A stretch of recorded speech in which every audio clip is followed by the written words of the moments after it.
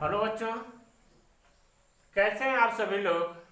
आशा करते हैं कि आप सभी लोग अच्छे होंगे और मन लगा करके आप सभी लोग पढ़ाई कर रहे होंगे। तो आइए, आज रहीम जी के द्वारा लिखा गया कक्षा 9th हिंदी जो दोहा नंबर तीसरा है, आज हम उसका संदर्भ प्रसंग व्याख्या काव्यगत सौंदर्य के बारे में पढ़ेंगे और उसको समझने का प्रयास करेंगे। समझने के साथ साथ अपने जीवन में हम सभी लोग उसको उतारने का काम करेंगे। तो एक एक जो आपका दोहा है, रहीम जी के द्वारा जो एक एक दोहा लिखा गया है, वह इस समाज में एक संदेश ये पहुंचाने का काम करता है कि कैसे कैसे लोग दुनिया में हैं, कैसी कैसी वस्तुएं हैं, कैसी कैसी चीजें हैं जिसको हम इतना सराहते हैं, इतना अच्छे तरीके से उसको सुरक्षित रखने का काम करते हैं। लेकिन एक मनुष्य है जो एक दूसरे की सहायता से कितना दूर भागता जा रहा है। उसको इतनी लालच पड़ी है कि वह एक दूसरे का साथ क्या कर दे रहा है, छोड़ दे रहा है। अब कुछ ऐसी चीजें हैं जिसके मोह माया में पड़ करके वो क्या कर रहा है, उसको इतना महत्वपूर्ण मान ले रहा है कि उससे कहीं ज्यादा महत्वपूर्ण हम आप लोग हैं। लेकिन हम आप लोगों को कम वरीयता लोग दे रहे हैं, बल्कि छोटी छोटी चीज ऐसी है जिसको बहुत ज्यादा कीमती बताया जा रहा है, बहुत ज्यादा महत्व दिया जा रहा है। इसी को ध्यान में रखते हुए रहीम जी एक अच्छी लाइन यहाँ लिखे हैं जो दोहा नंबर तीसरा आप सभी लोगों के द्वारा सभी लोगों को मैं बताने का प्रयास करूंगा। जो रहीम जी लिखे हैं, कितना सुंदर ये लाइन है, इसको अपने जीवन में उतारिए, इस पे विचार करिए। इसके बारे में अगर सोचेंगे तो आपको लगेगा कि वह ऐसी चीज जिसको हम महत्व नहीं दे पा रहे हैं। अब कुछ ऐसी चीजें हैं जो हमारे लिए बहुत मूल्यवान नहीं है, लेकिन उनको बहुत ज्यादा महत्व देने का प्रयास करते हैं और लोग दे भी रहे हैं। तो उसी पे ये लाइन है, आप ध्यान से इसको समझने और जीवन में उतारने का आप सभी लोग काम करेंगे। आइए शुरू करते हैं, देखिए ध्यान से। टूटे सुजन मनाइए, जो टूटे सौ बार। टूटे सुजन मनाइए, जो टूटे सौ बार। रही मन फिर पोइए, टूटे मुक्ता हार। एक बार और देख लीजिए। टूटे सुजन मनाइए, जो टूटे सौ बार। रही मन फिर पोइए, टूटे मुक्ता हार। आइए, इस पाठ का अगर संदर्भ आपसे पूछ लिया जाए तो किस प्रकार से आप लिखेंगे, प्रसंग पूछ लिया जाए तो प्रसंग में क्या लिखेंगे, व्याख्या पूछ लिया जाए तो व्याख्या में क्या लिखेंगे, इसको हम सभी लोग आज समझेंगे, अच्छे तरीके से समझने का प्रयास करेंगे। तो आइए हमारे साथ आप बने रहिए। देखिए, संदर्भ की बात किया जाए तो संदर्भ हेडिंग बना करके आपसे अगर संदर्भ पूछ रहा है तो संदर्भ हेडिंग बना करके, प्रसंग पूछ रहा है तो प्रसंग की हेडिंग बना करके, व्याख्या पूछा जा रहा है तो व्याख्या हेडिंग बना करके आप जो भी चीजें पूछता है उसको कैसे लिखने का आपको मैं तरीका बता रहा हूं। तो आप ध्यान से देखेंगे, आप सभी लोग संदर्भ अगर पूछा जा रहा है तो संदर्भ हेडिंग बना के आप कैसे लिखेंगे। प्रस्तुत दोहा हमारी पाठ्य पुस्तक काव्य खंड के अंतर्गत दोहा शीर्षक से उद्धृत है। पाठ का नाम क्या है, दोहा है। यह कविवर रहीम द्वारा रचित रहीम ग्रंथावली से लिया गया है। अगर इतना आप लिख देते हैं तो ये आपका संदर्भ क्या हुआ, पूरा हो गया।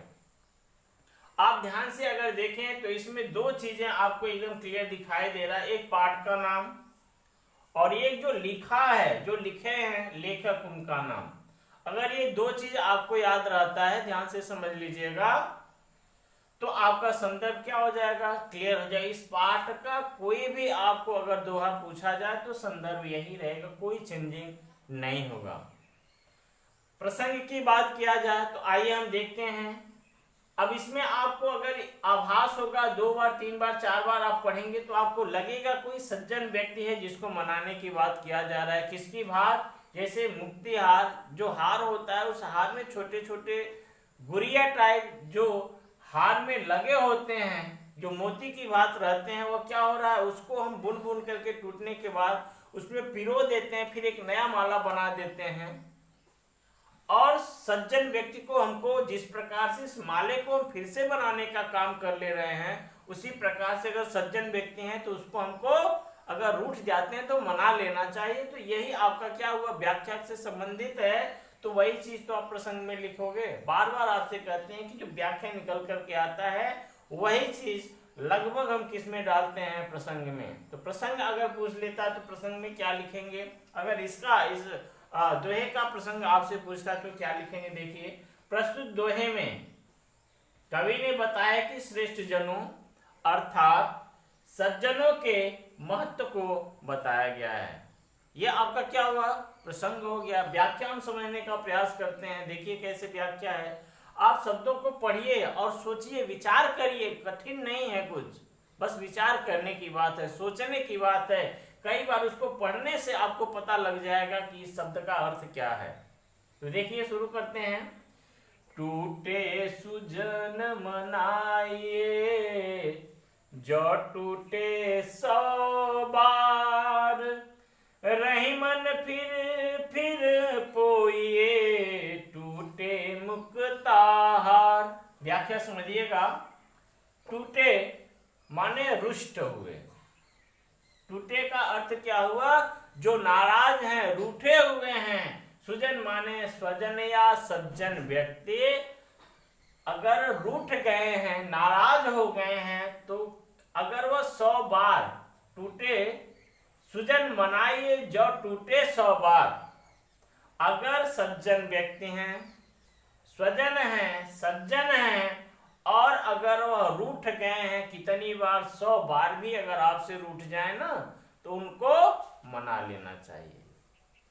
अब ध्यान दीजिए कि अगर कोई सज्जन व्यक्ति है, वह सज्जन व्यक्ति अगर आपसे रूठ जाए, रुष्ट हो जाए, तो 100 बार भी अगर वह रूठ जाता है ना, तो उसको क्या करिए, आप मना लेना चाहिए, आपको मना लेना चाहिए। इसलिए अगली लाइन में आप समझिए क्यों।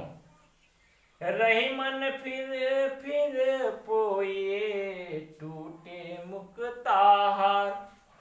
रहीम जी कह रहे हैं कि जिस प्रकार से एक हार होता है, माला, उस माले में छोटी छोटी गुड़िया के टाइप मोती लगी होती है। उस मोती टूट जाने से मोती क्या होता है, बिखर जाता है, और एक एक मोती कई जगह बिखरता है। एक एक मोती को फिर से हम उठा करके क्या करते हैं, जोड़ने का काम करते हैं। अब ध्यान देंगे, जिस प्रकार से उसको जोड़ने में हमको ज्यादा कष्ट नहीं होता, ज्यादा दुख नहीं होता है, ज्यादा पीड़ा नहीं होता है, और उसको हम कीमती समझते हैं, बहुत मूल्यवान समझते हैं, तो क्या उस मोती से मूल्यवान इंसान नहीं है। अब ध्यान दीजिए, अगर ये मोती मूल्यवान है तो क्या इस मोती से कहीं ज्यादा वह सज्जन व्यक्ति मूल्यवान है। इसलिए उस सज्जन व्यक्ति को भी हमको 100 बार मना लेना चाहिए। देखिए एक बार और, टूटे सुजन मनाइए जो टूटे 100 बार, रही मन फिर पोइए टूटे मुक्ताहार। रहीम जी कह रहे हैं कि टूटे रुष्ट व्यक्तियों को, जो नाराज हो गए हैं आपसे, ऐसे व्यक्ति अगर सज्जन व्यक्ति हैं, स्वजन हैं, अपने हैं, सज्जन हैं, तो उनको अगर 100 बार भी रूठ जाए ना, तो उनको मना लेना चाहिए। इसलिए मनाना चाहिए कि रहीमन फिर कोई रहीम जी कह रहे हैं कि फिर माने कई बार बार टूटे हुए बिखरे हुए मोतियों को हम उठा करके जोड़ करके एक नया हार बनाने का बार बार हम लोग प्रयास करते हैं। इसलिए जिस प्रकार से मोती मूल्यवान है उसी प्रकार से ये सज्जन व्यक्ति भी क्या है, आपके लिए बहुत ही मूल्यवान है। इसलिए आप उनको 100 बार भी अगर रूठ जाए ना तो 100 बार भी क्या करो, मना लो, नहीं तो फिर ये इंसान आपसे फिर मिलने वाला नहीं है। और थोड़ा सा हम अपनी तरफ से जोड़ना चाह रहे हैं आज की घटनाओं को ध्यान में रखते हुए कि थोड़ी बातों पे अगर आप देखें तो अनेकों प्रकार की जो घटनाएं हम न्यूज़पेपर में देख रहे हैं, ये मनुष्य के लिए थोड़ी बातों में ऐसा करना ठीक नहीं है। इसलिए अगर कोई आपसे रूठ जाए तो दूसरा व्यक्ति अगर उनके सामने है तो उनको विनम्रता पूर्वक आप उनको मना लेना चाहिए। हम अपनी तरफ से ऐसा बता रहे हैं, बाकी आपको ये व्याख्या हम बता चुके हैं पहले ही, क्योंकि आपके जीवन में फिर दोबारा मिलने वाले नहीं हैं। हम ये नहीं कहते हैं कि बहुत सारे ऐसे लोग हैं, लेकिन कुछ ऐसी घटना हम सभी लोग देखते हैं तो बड़ा दुखद लगता है हम सभी लोगों को। इसलिए मैं बार बार कहता हूँ कि कोई अगर स्वजन व्यक्ति है उसको हमको अच्छे तरीके से, अगर कई बार नाराज होते हैं तो उनको मना लेना चाहिए। और ऐसा आप किस में लिखेंगे, व्याख्या में लिख देंगे। काव्य का सौंदर्य की बात किया जाए तो ध्यान से देखेंगे भाषा क्या है, ब्रज है, रस शांत है, छंद आपका दोहा, शैली मुक्तक है, गुण क्या है, प्रसाद है। अलंकार की बात किया जाए तो आप देखेंगे फिर हम बार करें, अगर कोई शब्द रिपीट हो रहा है तो वहां पे आपका पुनरुक्ति प्रकाश अलंकार होता है। और इस पूरे लाइन में अगर देखा जाए तो दृष्टांत अलंकार भी आपका हो जाएगा, क्योंकि हार का तुलना मोतियों से किया गया है।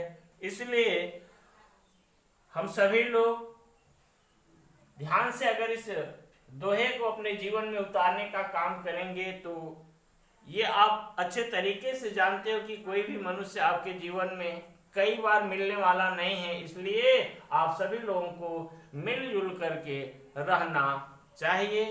तो ये दोहा आज हम समाप्त होता है, और आपको कैसा लगता है कमेंट में अवश्य ही बताएंगे। और अगर आपको ये वीडियो अच्छा लगता है तो आप अच्छे तरीके से इसको और ग्रुप में शेयर करेंगे और लोगों का भला करेंगे। और अच्छे तरीके से इसको अगर शेयर कर रहे हैं और मनोबल आपको अगर बढ़ाना है, अच्छे तरीके से पढ़ाई करना है, तो हमारे चैनल को आप सब्सक्राइब करना ना भूलें। क्योंकि आपके सब्सक्राइबर से या आपके सब्सक्राइब करने से मैं बार बार बता रहा हूं कि हम सभी यूट्यूब चैनल लोगों का, जितने भी लोग बना रहे हैं, उनका मनोबल वास्तव में बढ़ता है। इसलिए आप लोगों से बार बार ये रिक्वेस्ट किया जाता है कि आप अच्छे तरीके से पढ़ाई भी करिए, शेयर भी करिए, सब्सक्राइब भी करिए। बहुत बहुत धन्यवाद।